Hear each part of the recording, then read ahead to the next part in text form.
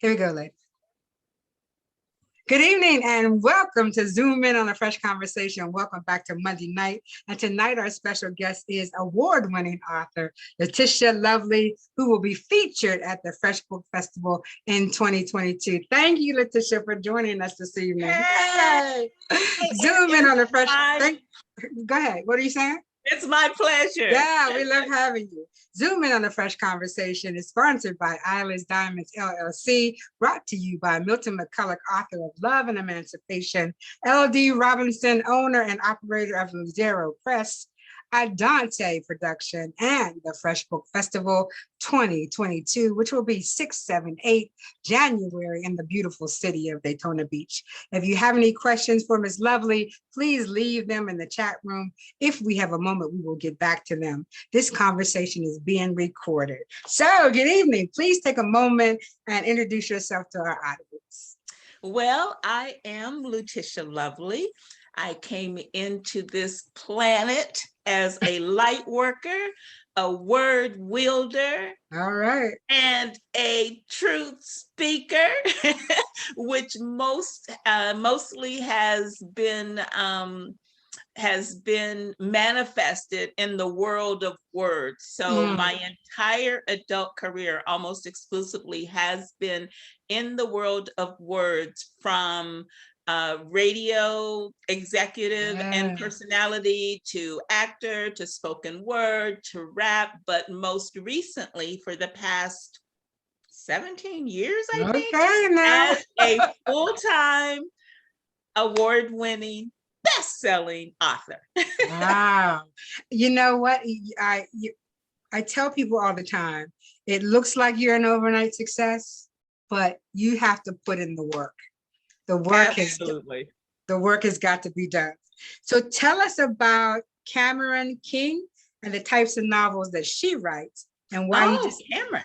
Yeah, and why you decided to write under another name. Well, Cameron wasn't the first time. She wrote on that other name. Some of my so confused. Some of these supporters could tell you stories about my alter ego, which is very different from a pseudo, because as an alter ego, I literally adopted a different persona that for about 10 years, up until today, people did not know we were the same person, and I would not interchange those people. So that was where my acting background came in.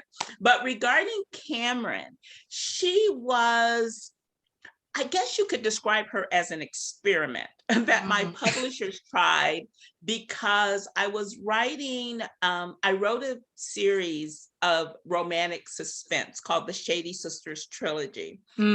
Excuse me. And my publishers were really frustrated that that did not hit NYT, that I did not become a New York Times bestseller, because the writing, in their opinion, was excellent and much better than some of the other NYTs that were best-selling at the time. And what they could think of, like the only thing they could think of in the board meetings was, maybe it's because they know she's Black, because it is a proven fact that white readers don't, by and large, just pick up Black books. So they felt that maybe if we give her a neutral name and, you know, make the covers kind of neutral as well, we can pick up that audience, because bless their heart, they really believed in me so much and just wanted more people to read these stories that we were putting out. So that's where I wrote 3 books under her. And then I decided that I really wanted it, you know, there can be almost like having multiple streams of income is one thing, but there's a slippery slope on what's too many and how I could manage them and spreading the readership out. So after the 3 that I wrote under that contract, I decided to retire Cameron. Well, I mean, I think it's interesting that you decided to write under a different name, and you do have to take on a whole different persona in order to even sit and write under that name, right? I mean, it's like, yeah. Well, part of my gift, and I can't explain it, which that's the way gifts are. It's not something I tried to do. It's not something I studied. It's not a technique that I employed or what have you. It's part of the purpose thing, I think. People told me that my voice was totally different as Lutishia Lovely than, say, my alter ego, Zuri Day. And that's why a lot of my readers were so shocked that I was writing them both. They were like, you sound totally different. And that's not something that I sat and thought about. You know, I've had people ask me, well, do you have to do a ritual to like get into this other ego? And it's like, no, I just sounded right. Exactly. It's like, I really don't. So that's just part of the gift. But the industry has changed so much, Donna, because back in those days, which wasn't that long ago, it was, when did Cameron come out? 2016, 16, 17? Yeah. I don't know. Listen, time has done a thing. Yeah, don't ask me about time. No problem. But it used to be that readers would get used to their authors writing a certain genre, and so to jar them, say if I was writing romance and then I all of a sudden started writing mysteries, that used to be something that readers didn't really like. You know, they like to know that if they pick up a Lutishia Lovely, they're going to get XYZ. That has changed, I can tell you. And now there are more people that are just writing multiple genres under one name. And that's what I will do in the future, except for Zuri. Zuri's already established. She's more popular than me. So I will keep Zuri. But other than that, everything else will come under my name. So let's talk about your series. First, let's talk about Taking Care of Business, how it started, and where do you see it going in the future? The business series was my second series after the Hallelujah series. And we're going to get to that next. Oh, that's good. That's what started it all, girl. But it came about because I always want to challenge myself as a writer and as a person. Actually, I'm definitely one of these people that believes it's an adventure to go in many different directions and like push myself, as opposed to becoming just acquainted with one genre or one storyline or one voice. Not that there's anything wrong with, people have made whole careers off of doing that, so there's nothing wrong with it. But once we decided to leave the church world, my editor at that time and I were trying to decide what would be interesting to the reader. And I also wanted something that would be interesting to me and something that I was passionate about, because that helps the writing. So I'm a chef in my own mind. I'm one of the best chefs in the world. If you want to know, just ask me. Just ask me. And so I thought, well, let's talk about food. And so the storyline came about this family in Atlanta that owned a soul food dynasty that started in the 60s, around the civil rights movement with just one little barbecue shack. And then it grew into an empire that ended up on Food Network and with their own products, their own barbecue sauce and all of this stuff. And it was really a wonderful moment for me, because it was the first time that I had stepped outside of that, of the church background, which is where everything started, and gave me the confidence that, okay, I can write other characters and other scenes and even places that I haven't been intimately involved in as I had been in the church community, but that I could research and put myself into. And is it done? It's not done. Well, you know what's interesting? I said it was done. Yeah, I think it's done. I told everybody it was done because there were 3 books in that contract, and I fulfilled that contract. But at the end of the last book, there's 3 books, All Up in My Business, Mind Your Own Business, and Taking Care of Business. And at the end of Taking Care of Business, I introduced a new character. It was supposed to be a throwaway character that I just put in to move the story along, to add a little suspense, another little flip, and another page turner, a storyline.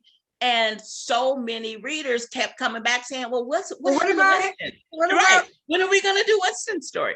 And so it was a few months ago that I actually just had the thought, and I put the question up on Facebook of, if I wrote a fourth book, yeah, the series is over, but if I put out a fourth book independently, would you buy it? And the overwhelming response was yes. So I may be, there may be a fourth and final, really this time I mean it, in the future for the lovely readers. Yeah, so good. Yeah, well, we'll just take that as what you're saying right now, that it'll be the final. But you can't leave Winston hanging out there. No. He needs to be brought into the fold. So we're going to talk about the church series. There's 10 books, right? There's 9 books with the 10th one on the way at some time. I promise. First Husband, right? That's it. That was the name then, but I think it's going to change up a little bit. It's still going to have that in there, but it's going to change up a little bit. So is this series based on your own involvement in the church? And if so, why was Sex in the Sanctuary the first one? Oh, that's a great question. Well, absolutely. A lot of it, in fact, I dare say most of it was inspired by real life events, but it was nothing I planned. This was totally 100% spirit. I was at the time still working on my acting career. I was doing a lot of theater, a lot of stage. I quickly learned that me and Hollywood didn't mix. You can't be woo-woo and be in Hollywood. But I was doing a lot of independent work, and I had gotten a contract to act and work in Israel. And I was there for 6 months. And then when I came back, I was hearing Spirit tell me to write. There was this story coming to me, and it was about this woman named Passion, that and her experience with relationships in the church, right? And so it was called Passion in the Pews, and I was like, that is such a great idea, Spirit. And because I was at that time heavily involved in a mega church, and there was a lot of passion in the pews.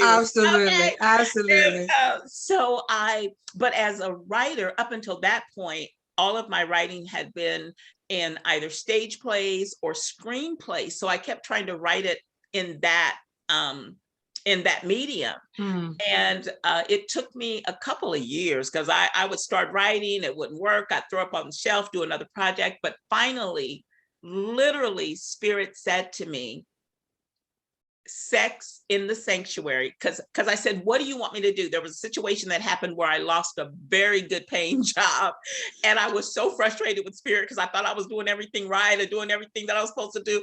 And so when this job folded after like 3 months, I was just really angry. Me and Spirit were having a powwow, and I was just like, what do you want me to do? Literally. And it came to me so subtly, Sex in the Sanctuary, and it's a book, not a play.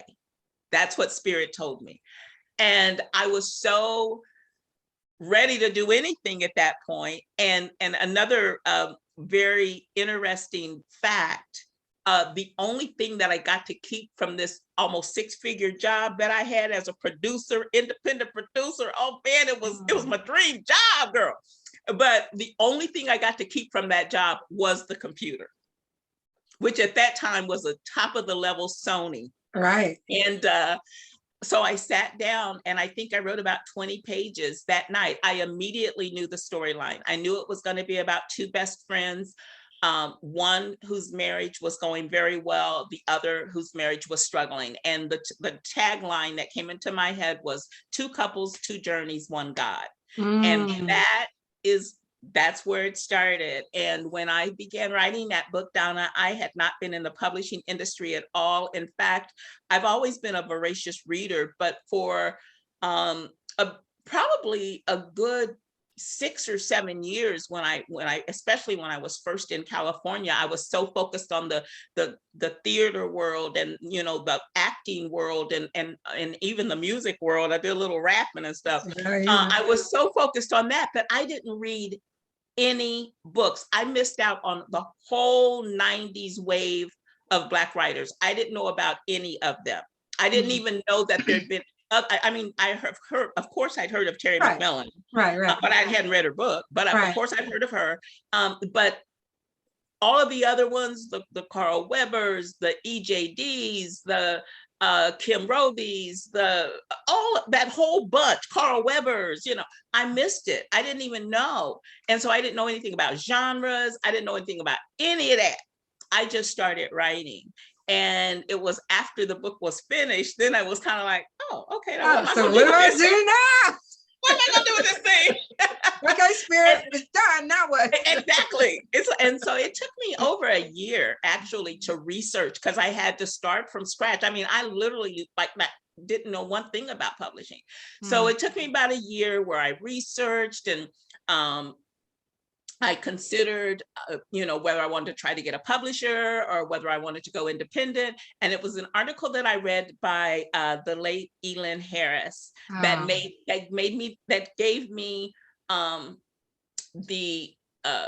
that's what led me to going independent, because he talked about having his own voice and having the trajectory to do what you wanted to. Exactly. Yeah. And at that time, no one, and even to this day, no one is quite doing so. People have gotten a little bolder, and I'd like to think that I am partly responsible for that. But up until that point, there was no blending of sex and scripture. Right. Okay. And I tried to censor myself at one time, because when I decided to go independent, I thought, oh, because again, I had all of this at that time church affiliation. I was very heavily involved with a mega church in Los Angeles. And in my time in Israel, when I had been performing in front of other mega church pastors, I had thought, this is a walk in the park. I can go to all these mega churches and sell all these books. And, you know, I just had my whole life planned out. But when I started reading what the characters had said, it was like, oh, I can't say this, you know, and I started trying to censor. Yeah. And Spirit said, that's not the book I gave you. And it was right around that time also that I was listening to a talk show on AM radio, because I understand that you don't have a television. My first 7 or 8 years in California, I didn't have a television. In fact, I didn't get a television until 9/11. That's what made me buy a television, because for about 10 hours that day, I didn't know what was going on. Right. So I thought, you know what, I need to have something for, you know, just in case the world changes, it would be nice to see what's going on. Where was I going with that thought? So yeah, I didn't have a television. And so I was listening to radio a lot. And there was an interview with the professor from UCLA, and they were talking about writing. And he said a profound statement that, again, was kind of these little drops I was getting along the way. He said, write as if no one you know will read it. And that gave me the freedom to let these characters be who they are. I knew that they were real people. They were people that I knew. They were going through life's problems, life's challenges, life situations, the way all people who call themselves Christians and go to church do. There's no, you know what I'm saying? Yes. It's like there's no magic pill once you get saved where you don't have to deal with any problems, and where you treat adultery different. You know, it's like when you walk in on your husband, oh no, you're not saying, oh, you hussy, excuse me, but could you leave in the name of Jesus? That's not what you're saying. No, that's not what you're saying. You're using some choice language. Yeah, God will bless you and the funeral home will dress you. How about that? And okay. Baby, and you're getting ready to do some laying on of hands. Yeah. Okay. So It was, and so that's what gave me the freedom. And from then I just wrote the story that Spirit had given me. And that's how it happened. So I don't want to talk about them all because there are at least 9, but I want to pick out at least 2. And one is The Preacher's Passion. Let's talk about book 3. Yes. A Preacher's Passion ended up being the story that was originally titled Passion in the Pews. Okay. And in how this became a 10-book series is because, as my agent Natasha said when she read my book, you have a Cecil B. DeMille cast of characters in your book. Because I had all these characters, but I said, "What is a mega church? I got 2 mega churches." You know, that's how the story came to me. So there were all of these subplots, and Passion was introduced, I believe, in Love Like Hallelujah. And I say I believe because, girl, I wrote these books 10 plus years ago. I know. Yeah. So maybe one of my lovely. I think it was Love Like Hallelujah. That Passion was introduced, and I knew that she would have her own story because, again, she just represented so many of us, you know, looking for love, single mother, you know, not a size 2, wanting to do the right thing, being a quote Christian woman where you're not supposed to have sex and all of this nonsense. But anyway, I'm sorry, I'm getting ready to lose some of my Christian readers. Anyway, I'm getting ready to lose some of my Christian readers. But anyway, but she really, you know, had a heart for the Lord and wanted to do the right thing. But she also is a woman, you know, with needs and with desires. And so I really wanted to pull her story out and to let those women know that there is love out there and that there can be love out there for you. However, they should also know that sometimes what we think we want and what we think we have gotten when we get the mister isn't always the fairy tale that we envision. Right. So her story takes us on that journey, and then it catches the readers up with the characters from Sex in the Sanctuary and Love Like Hallelujah. It's like my mother said, you should have given that Negro, you should have given him that slipper back. Baby. He wasn't the one. Baby, oh my God. You should have given that slipper back. It was a doozy. Yes, that was a doozy. So I know everybody says, well, doesn't she know there's only 10 commandments? Let's talk about the 11th commandment. I loved the 11th commandment. First of all, I just love that title. Yes, me too. Me too. I just love that title. And I you know, the theme of the book, you know, dealt with loving self and honoring self and the exploration of self in a way that religion doesn't allow. Mm-hmm.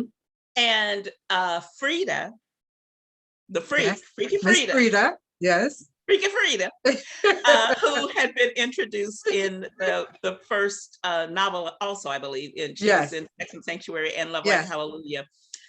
I did not want her to be the resident sinner gets saved, because that's just not realistic.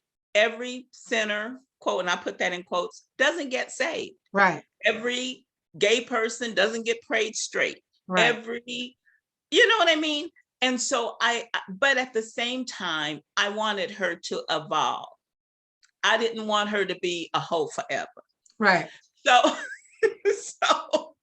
So she goes on this journey that for her takes her down a more spiritual path than a religious path.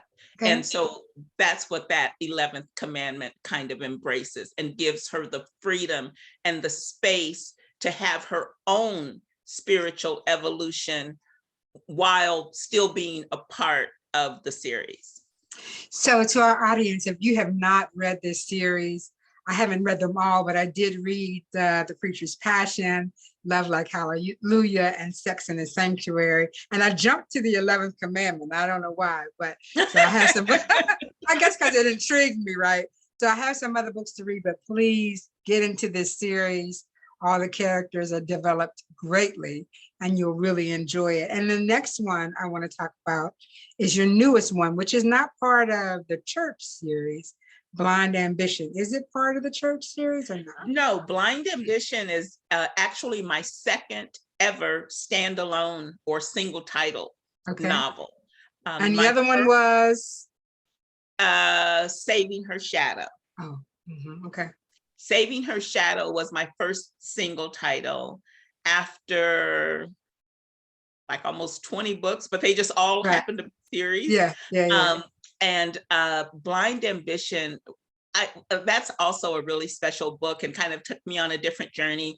A lot of times people ask me where my inspiration comes from, and it just kind of comes from everywhere. Excuse me. And then sometimes characters just kind of come to me and say, hey, this is my story. And that's kind of what happened with Blind Ambition and what happens when there are secrets. In families, I would venture to say almost all, there are secrets.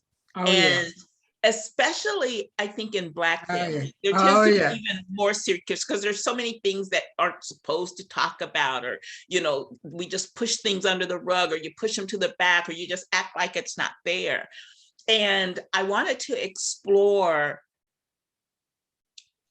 the repercussions or the results of that, of what happens when we keep secrets, even when we feel that it's in the best interest of the people that we're keeping the secret from.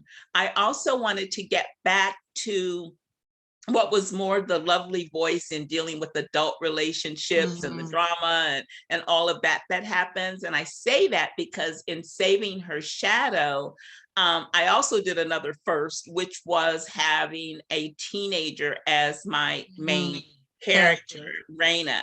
And so, people enjoyed that book, but it was different. It was relationships on a different level, even though we did deal with the relationship of her mother. So we still dealt with an adult relationship, but I kind of wanted to get back to the messy OMG. Right. Yeah. I wanted to get back to that. And Blind Ambition gave me the opportunity to do that. So it's about two sisters, Jet and Chantel, who are more than 10 years apart. So even though they're siblings, they didn't really grow up together. So it's a story of them discovering who each other are. And they're also very different because Jet is very driven. She's a successful, singer, actor, living the whole Hollywood life.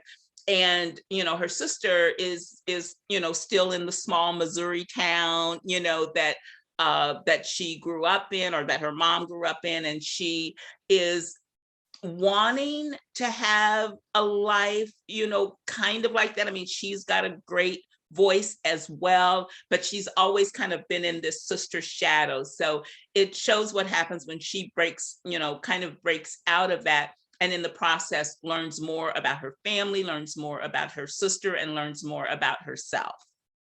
Tell us about how you write about places that you may not have been. Did you spend time in Missouri?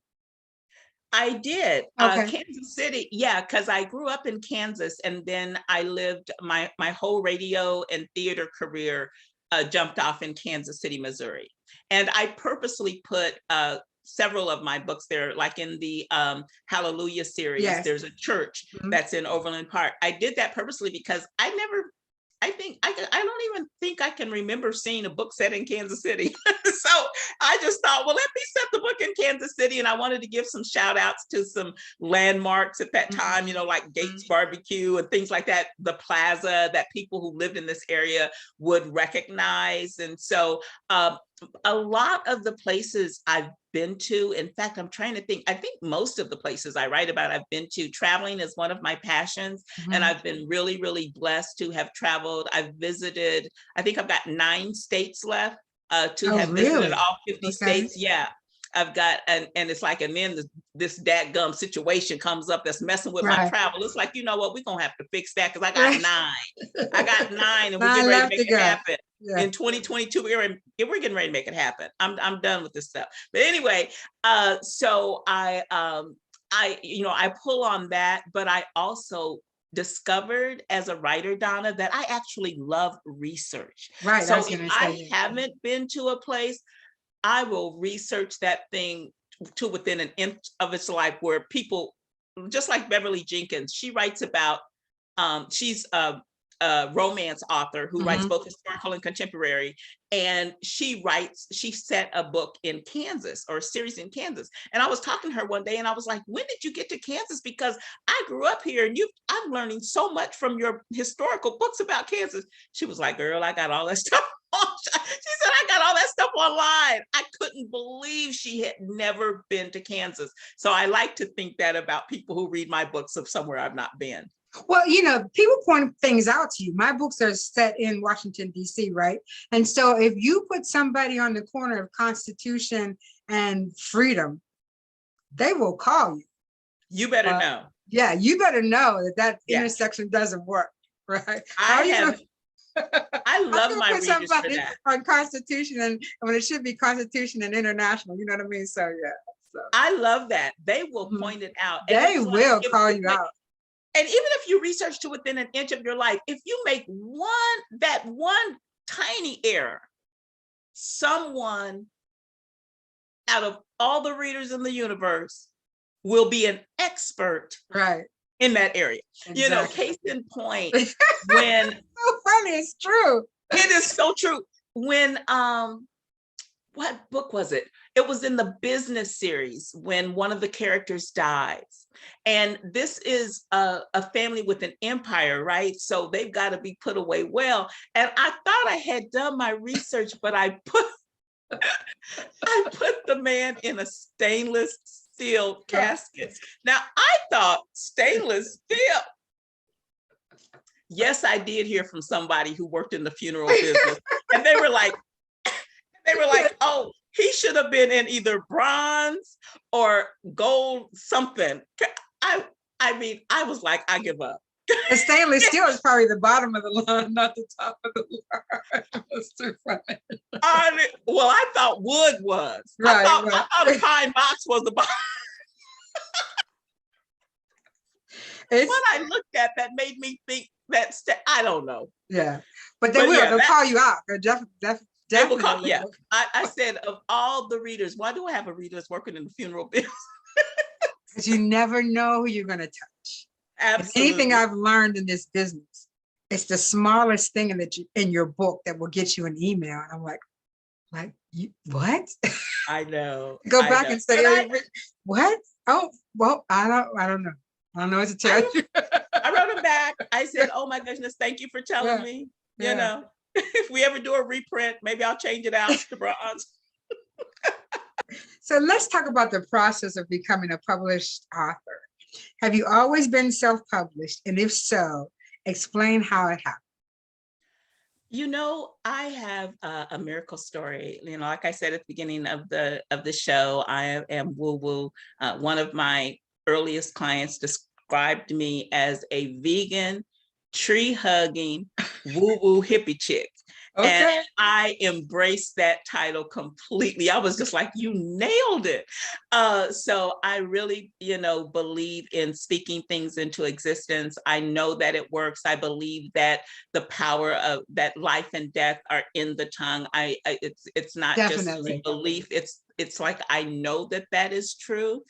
And so after I had published, I decided to independently publish because of the reasons that I mentioned. Right. But after that, I realized this is hard. It's hard work.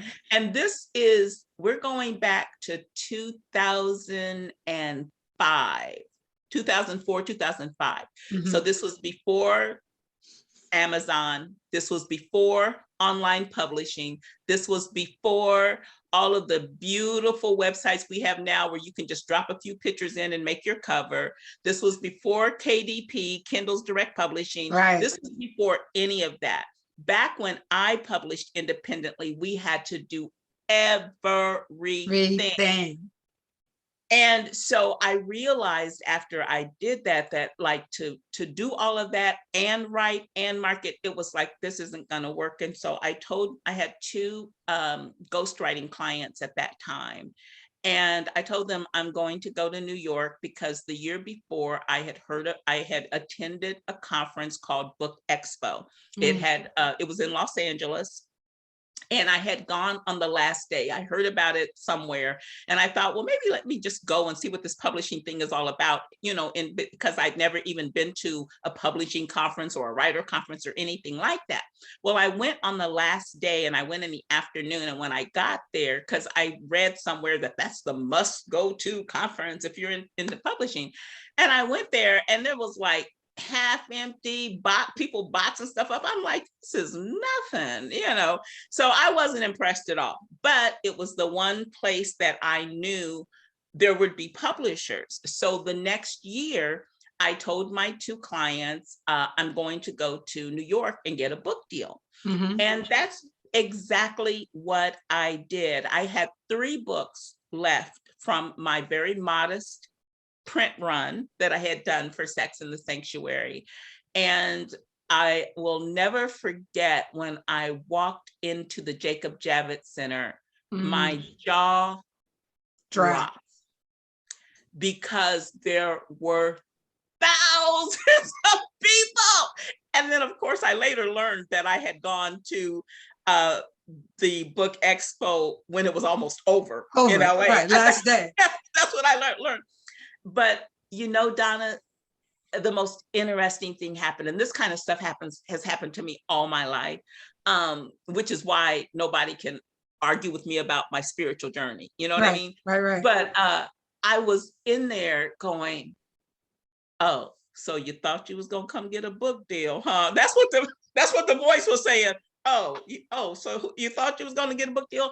And I started having this, not panic, but just kind of this sinking feeling of a little anxiety. And there was this huge long line to get in. And right about that time, I hear, Tish. It was a guy who had interviewed me in Burbank, California for this book he had thought he was going to write, and he was looking for a ghostwriter for it. He decided not to write it, so he didn't hire me. But of the thousands of people to hear my name called, totally put me at ease. I went over to him, and from that moment on, my confidence came back. I was walking up and down those aisles like, I am the #1 bestseller, blah, blah, blah. And I gave, I went to several booths of I would look at the covers and see if I saw something kind of like mine. At that time, I didn't know about genre, so I didn't know that Christian fiction was a thing, but I quickly discovered that it was, and that they felt that my book was a part of it. But then on my marketing card I had at that time, I said that there was explicit everything in my novels. And so I'll never forget, this one publisher said, well, if you can remove the cursing and the sex scenes, and then, then maybe we'll be interested in reading it. And I'll never forget, I looked at her and I said, well, if I do that, it won't be a Lutishia Lovely novel. It won't be my book. Right. And so and also no one else, they all said, oh, just, send me an email later or whatever. Well, I get to this one lady, this white sister who's standing in the aisles, and I started up again. Hi, my name is Lutishia Lovely. I just almost sold out of my first print run. I'm a best-selling author, blah, blah, blue, blue, blue. And she reads my marketing card and she says, oh, I like your voice. Do you have a book? And for whatever reason, which it just had to be spirit, here I've been walking all day trying to get this book to somebody. when she asked me, I hesitate. I'm like, well, I've got a book, but you know, I only have 3 and I don't want to give them to people unless they're really, really interested. And so she says, okay, well, let me look at it. So I pulled it out. She read the back. She says, oh, I really like your voice. And so I said, well, you know what? I can send it to you. Here I am doing this. It was so funny because the 3rd time she asked me, her name is Hillary Sayers. She looked at me like a Black sister would and said, are you sure you don't want to give me this book? And about that time, Spirit is like literally almost pushing me like, oh, give me a book, give me a book. Well, it turns out she was the acquisitions editor for Kensington Books. I gave 1 book to 1 person and got a book deal. And that's how it happened for me. That's amazing. It was Spirit all the way. And I didn't even know. I didn't know that that was a big deal. Because I didn't know how anything operated. You know, I didn't even call her for 2 months after I had given her the book because I felt like, she probably ain't even read that book and, like that. And Spirit kept telling me, call this woman. Oh, that girl, And so I remember one day I said, you know what, I'm gonna call her. And it was about 2 months later. And, they put me through and I said, you probably don't remember me from the book expo, but my name is Lutishia, and I didn't even get my full name. She said, Lutishia Lovely, I've been looking for you. True story. So, there were a lot of lessons for me in that experience. One, I was absolutely supposed to do and be there, what I'm doing now, because of how Spirit worked it out for me. But I also co-created that experience and believed that it would happen. I went up there, on my own expenses. I went, you've got to put action, you got to put works to the faith, and I absolutely just knew I was going to get a book deal. I was too green and too naive to even know that wasn't supposed to work at all. This is supposed to happen for me. I'm telling you. Yeah. So sometimes it's better just to go with the flow and not what you think you know. That's a fab. I mean, people don't think that it happens, but I'm with you. If you manifest your day, your world, things will come to you. It really, really will. And so let's talk about manuscript editing and cover. How important is the manuscript and how you write it? How important is editing? And how much agony do you have over your covers? Well, again, for me, I only wrote that 1 book independently, and then I got the book deal. So for most of my career, I had a whole team. And even now, I have a team at the publishing company who handles all of that. I write the manuscript. I have at least 3, sometimes 4 editors that go through it. The copy editor, well, first my editor reads it, then she gives it to the content editor, then a copy editor, then when it is put into, when it's formatted into page proof, then that person reads it. So there's a lot of support in traditional publishing. And as popular and even preferable as independent writing is now that we have these wonderful aids to help us do it, there is still something to be, and with as much change and turmoil as the traditional publishing industry has faced, there is still a lot of benefit to being with the traditional publisher. So I didn't have to deal with any of that for like a decade. I did not write my 2nd independent book until 2016. And I wrote that because I had so many of my readers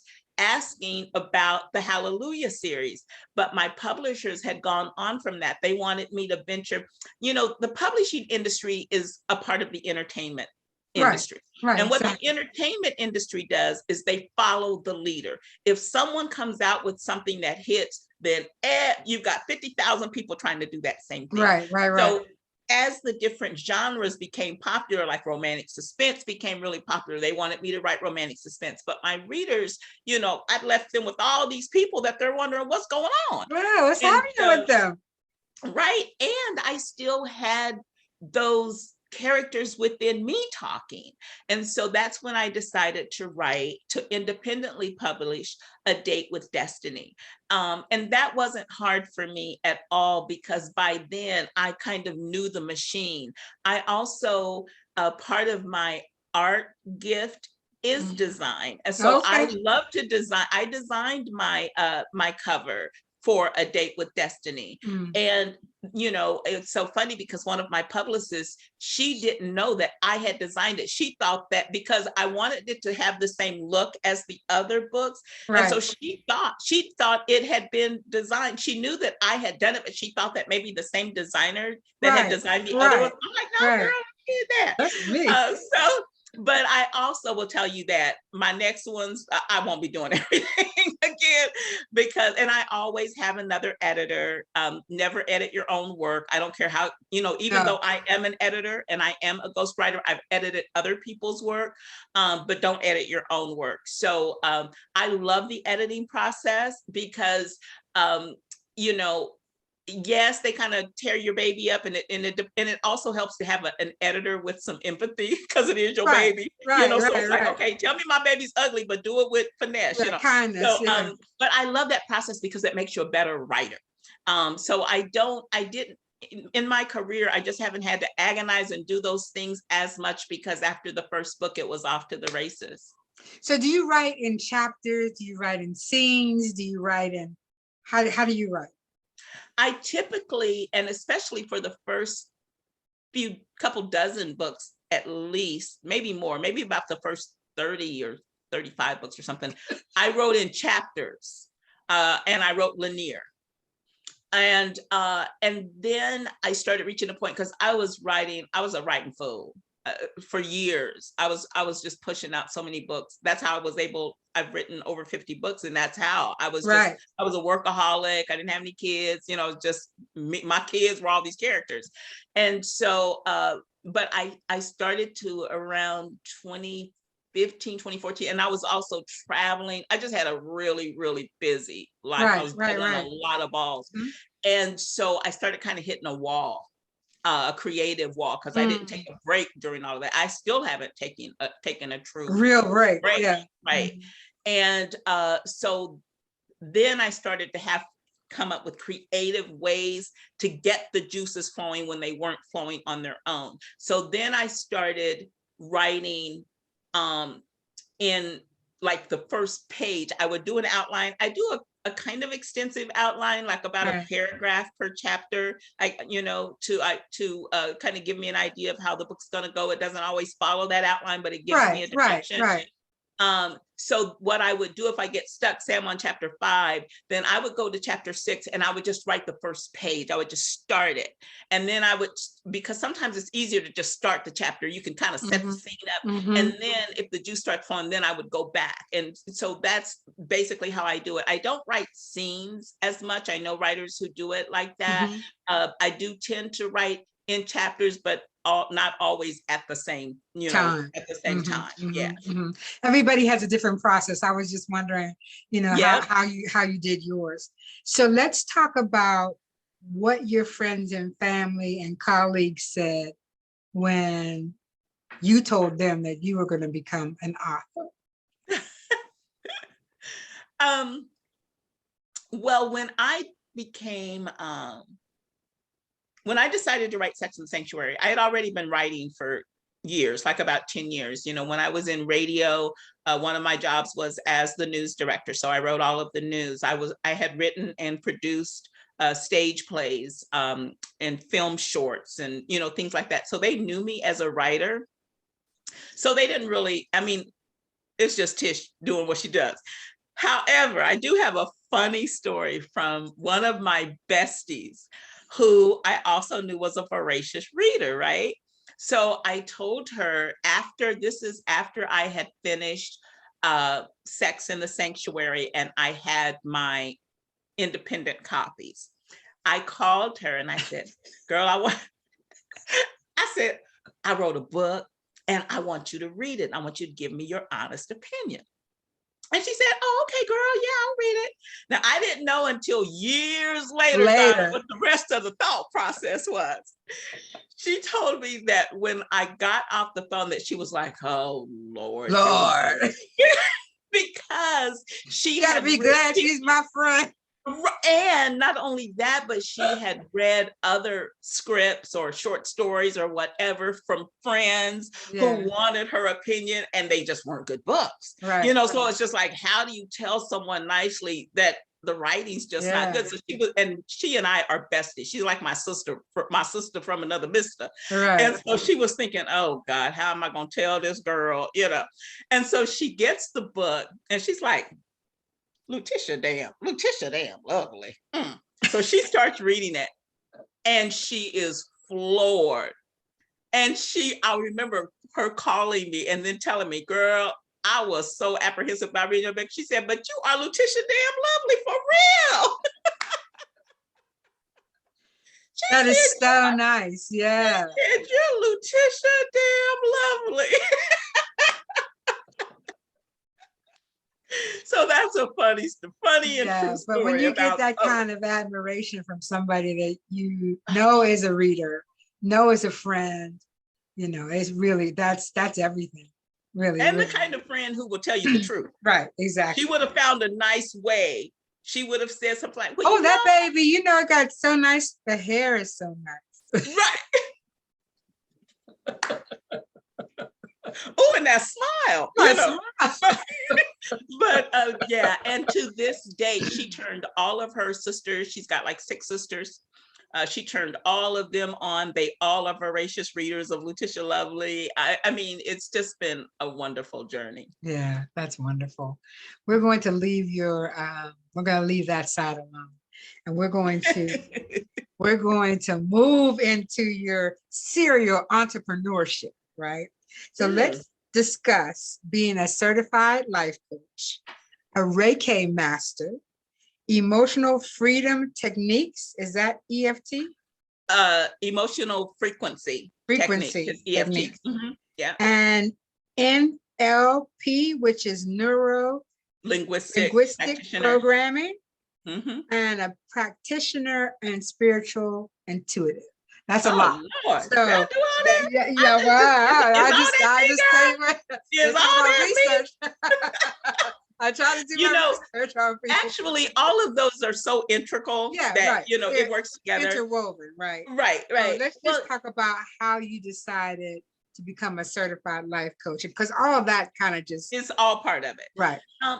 Again, kind of like the writer, I didn't really decide it. I came in to be that. I have been a life coach and a cheerleader and a healer my entire life. I just didn't have the title. I've always been a person who brings joy. And in fact, I'm named after my great-grandmother, and my name means joy. It means great goodness or gladness or joy. So I really, my experience is that we all come in with a specific gift that we are to use to advance this humanity. We all have something very special that only we can do. Unfortunately, we are not raised in a society that understands that or that honors that. We're often pushed into other people's dreams or other people's ideas or what society says is a good job and things like that. So I would do these things on my own, cheer people up, or I had an intuitive side, a psychic side, all of that. I didn't know those words then, but I just knew that I knew things, and I also come from a line of spiritual healers. I found out much later in life. And so really it was just about 5 years ago, maybe 4 years ago, that I actually began feeling the pull and I love writing, I love the arts, but I began to feel the desire to live out my purpose more, to be that light in a more official way. Capacity, right. Exactly. And then I would work with some of my friends, just in talking with them. We would be talking about something and I would see things about them and I would share it and, and they'd be like, girl, how did you know that? Because da, da, da, da, da. And I say, oh, girl, that's the gift or whatever. And then even before I took Reiki, I was just intuitively doing Reiki. I didn't know the name of it then. And I was healing people, people, their pain was leaving and stuff like that. And so I decided, okay, this is another chapter. And there have been many chapters in my life, Yeah, the journey is real. Yeah. The journey is very real. The journey is very real and continues. And so even now, I've not been able to embrace that as much as I want to, because I still have a pretty busy writing schedule. But in the future, I want those are going to intersect. My love for shining light, helping other people turn on the light within them, so that we can light up this world of darkness, and also to write more in that vein of what I want to write about, which is another reason that I'm going to write more independently, because it's really what the world needs right now. So that's how I started, getting the certifications. Also, my very first full-time writing job, again, watch spirit work. My very first full-time writing job, and only full-time writing job, was as the managing editor and senior writer of a magazine in California called Holistic Living. And so that's all that we talked about. It was crazy. All of the spiritual leaders of that day, the spiritual teachers, the Neil Donald Walshes, the Michael Bernard Beckwiths, the Don Miguel Ruiz's, like all of these people that now are kind of mainstream, but were kind of fringe back then in 2001. Those are all of the people that I was around. So I was getting taught and I didn't even know it. That's when I heard about things like Reiki and EFT and NLP and all of that kind of stuff. So yeah, full circle moment for sure. I just want to talk about the the EFT really quickly. Yes. What exactly is that?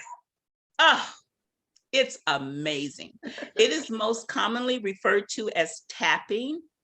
It is also becoming, I won't say quite mainstream, but I will tell you, I almost did a flip and a cartwheel and 2 snaps up when Iyanla Vanzant did it on her show. I was like, she's tapping. It is a practice that was created in the early 80s, where the body is like the universe. We have meridians all in our body, and there are certain areas of our body that get blocked. The energy gets stuck there. It's often emotional industry, it's often trauma, it's often negative memories. There's all kinds of things like that that get trapped in our body. And the emotional frequency technique teaches us to tap on those areas, the crown chakra, first section. There's certain meridian strips that we tap on. And as you tap on them and you state intentions, mantras, etc., you acknowledge the pain, you acknowledge whatever it is that comes up. As you do that, and as you do breath work with it, you begin to unblock those areas so that your chi, if you're talking in Asia, or your ka, if you're talking Africa, can flow. So it is a beautiful, free technique that anyone can learn and that anyone can do. It's good with an instructor, because quite honestly, the EFTs that I saw on YouTube, it's like, okay, but it's different. Mine how you doing it? Well, mine is a little more rhythmic. You know how we roll. So, so mine is a little more rhythmic. Like bring the drum in there. But that's what the emotional frequency technique is. It's a beautiful, simple, free practice that doesn't cost anything. So that's why I really like to use that with people. Miraculous things have happened with EFT and me. Again, I started a car one time that wouldn't start with EFT, but that's another thing. Amazing. Yeah. My mother was cracking up at me. She was in the car with me and the car wouldn't start. And I don't even know. I just was like, I just started doing the meridians, like, and putting the intention for this car to start. And my mom was cracking up like, this girl done lost her mind. Let me find my AAA card. And I started, and honestly, I was just as shocked as she was that it worked. But yeah. Yeah, it's the universe amazing. is amazing. The universe is magical. It really is. The vibration that you give out goes a long way. Really, really It's does. amazing. We're just so blocked, you know. Yes. Our third eye is just so blocked with so much other stuff, right? Oh, so much other stuff. And we don't even know that. We don't even know it's about, because we don't even know about that. We're not taught. That's part of what I mean by we're not instructed. And I think it's a lot because people don't know. The people that taught us weren't taught. You know what I mean? And so you can't teach what you don't know. So we don't get an opportunity, many of us, until, you know, we're adults or whatever, to tap into all that is available to us. But it's been around for a long time. If you remember seeing the movie Harriet, right? She was intuitive the whole time. Absolutely. I don't know what, they didn't call it that, but that's right. Exactly what that was, right? Absolutely. Exactly what that was. And anyway, we don't want to go down that path. Right, but you're right. Yeah, We have the gifts, but we call them different things. And then also, with me growing up with a religious background, all of that stuff is frowned upon. All of that stuff is considered sin. All of that stuff is labeled the occult, like, oh, don't get involved in the occult. The word occult simply means hidden. Right. Simply means it's a secret. And it's a secret because those who were in power, who want to keep the masses powerless, don't want us to know that secret. Right, exactly. So they labeled it all witchcraft, and they labeled it all occultism, so that if you wouldn't even peek behind the door, because when I was in traditional Christianity, and of course you don't want to go to hell, so you don't even, you're like, oh, I'm not getting involved in that witchcraft. You know what I'm saying? And so that's what has been a lot of it. But we are now in the age of Aquarius. We have left the age of Pisces, right, the age of Jesus, the age of the fish, and we have come into the age of Aquarius, which is represented by a man and a pitcher. And that is symbolic for me, Spirit said, of the Spirit being poured out on all flesh. So we're coming into a time where all that is hidden, all that is occult will be and is being revealed. And it is a tumultuous time, but it is ultimately an amazing time. We are literally living in the annals of history. People will write about this moment that we're living through. Yeah, because people are hanging on by their fingernails, right? Yes. Yes. To things that have, well, established things that have been going on for hundreds of years. It's time to let go. People are hanging on because the unknown can be so scary. It is easier. It took me girl, you know how they say Spirit made the world in 7 days? It took Spirit 10 years to pull me out of traditional religion. You hear me? Yeah. I don't know how he did it in 7 days, 10 years, because I believed everything. And I didn't want to go to hell, and I didn't want to be hypocrisy and all. It was fear. It was fear, and literally Spirit. That's one of the reasons I ended up in Israel. You know, and I told Spirit, I said, look, I got to know you through this Bible. If you want me to go beyond the Bible, you have to take me out through this Bible. Right. And that's exactly what Spirit did. Wow, that's exactly what Spirit did. And so it took me 10 years, but because we're evolving, we're actually, as humanity, we are evolving. And so it's not going to take, my students now 10 years. It's going to come to them because they're going to be more open to what their heart and their spirit is telling them. That's beautiful. Exciting. Scary, but exciting. So we're going to wind up. This has been a fabulous interview. I do have a couple of more questions. We have aspiring authors and seasoned veterans who could use assistance in developing their writing skills. Give us a couple of tips that you have developed on your journey to writing. That's a great question, one that we writers get quite often. And I think that it is a wonderful one to ask, first of all, because a lot of people don't just ask, they think that, I can write a book, but I always tell people writing is harder than it looks, and just because you have a story doesn't necessarily mean the person's supposed to write it, you know what I mean? And I used to tell people, my answer for many years used to be, if you want to be a writer, write. And that is still true. However, I more and more realize the importance of respecting the craft. That is the one thing that for me has been so frustrating and that has kind of gone by the wayside with independent publishing. Nothing against anyone who wants to write a book. It's an ambitious effort and I am there for you. It is an amazing journey. But I think when people don't study the craft at all, and it's so easy to do now. There's online writing courses, there's creative writing, there's workshops, there's groups, there's so many things that it's important if you want a long-term career. Now, if you only have one book in you and you just want that experience, then maybe it's not worth the time that it takes that you have to invest in it. But if you want to do this as a career, then I really recommend, if not taking classes, at least doing study groups. It's such a wonderful experience to be around a group of fellow or sister writers and just talking it out and learning from them. Two of my mentors when I came in the game, actually there were three who, again, I was just so blessed to meet these people at the beginning. One is Donna Hill, the incomparable Donna Hill. Another one is the amazing, unmatched Beverly Jenkins, queen of the pen. And the third one is romance writer extraordinarily Brenda Jackson.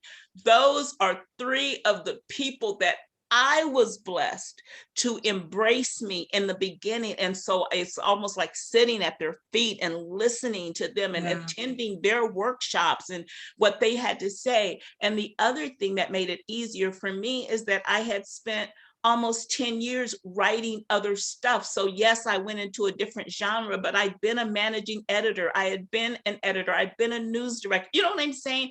I'd spent those. So no, I don't have a degree in English, but I have the equal amount of experience or more in writing. So I had already honed those basic writing skill chops, and it made it easier for me to transition. If you were an accountant last week and you're going to write a book this week, I really recommend getting the support that will make that an easier journey for you and that will give you a better product in the end.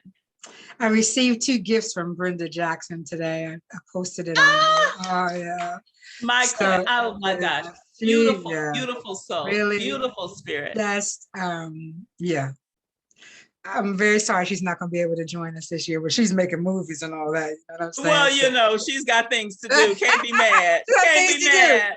But when you're acknowledged by somebody like Brenda Jackson, it brought tears to my eyes, because she has plenty of other things to do. So she's the real deal. She really, she's right here in Jacksonville. So yes, she's the real deal. Her and Beverly Jenkins, I was so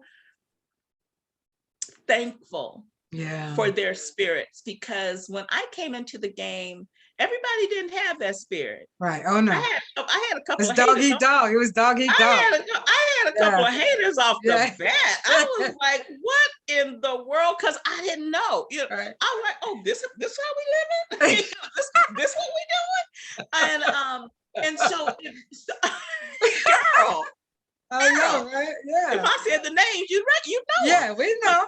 But I will. I will change the name to protect the guilty.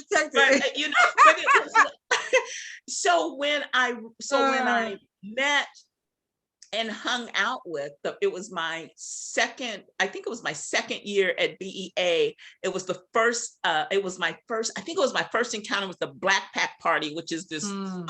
I miss it so much. It was this party that was held. Are you familiar with it? Yes. At the Book Expo every year, but it was all of the all of the, people of color that were in the industry. We'd get together normally in Harlem or somewhere cool. And it was at one of those events. I think it was like my second conference and my first Black Pack, or my second. And I just happened to hang out with Donna, who we were label mates at that time. She was with Kensington, and her and Beverly smoked. So they were sitting there smoking, and I went over to them, and I was just about to pull my hair out because I was 2 weeks late with a book. Oh, now my editors would be thrilled if I was just 2 weeks late. But I was 2 weeks late, and I was just bemoaning, oh my gosh, and and I got a writer's block, and I can't, I can't do it, and and I can still see her now, Beverly. She said, girl, I'm 2 weeks late, and I still have 10,000 words to go. And Beverly was like, girl, don't worry about that. Just let that person know you're gonna be late. And then Donna said, well, I've only written 10,000 words. And I think she was like 2 weeks later, something like that. And it was just, they talked me off the ceiling. Right. And there was this immediate, kind of someone ushering it's a kinship. in. Yeah. Yes. Yeah. And bringing you into the fold. To like, it's going to be okay. Yeah. This is how this operates. Let your editor know, blah, blah, blah. And so they're my lifelong friends for sure. And sisters. Yeah. I mean, yeah. So it's really nice. Yeah. there's not a lot you can say except that you're glad that the universe brought them into your fold, and you were and willingly they brought you in, right? So it's amazing. So we are out of time, and we could talk all night. Thank you so much. I know this is just so wonderful. I want you to please give us your contact information, and of course at the end of every session with Zoom In on a Fresh Conversation, we ask the author to give us a pearl of wisdom. So contact information and a pearl of wisdom.